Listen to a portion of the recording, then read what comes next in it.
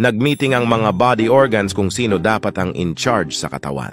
Sabi ng utak, ako dapat ang maging in charge. Ako ang may control sa buong katawan natin, kaya dapat ako ang masunod.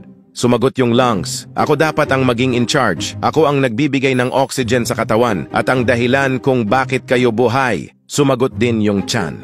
Ako dapat ang in charge. Ako ang nagtutunaw ng pagkain at nagbibigay ng lakas para mag-function kayo. Sumagot din ang binti. Ako dapat ang in charge kasi ako ang bumubuhat sa katawan para makapunta sa ibang lugar. Sumagot din yung mata. Ako dapat ang in charge kasi ako ang nagbibigay ng vision sa katawan kung saan dapat pumunta. Bigla naman nakisingit yung puwet.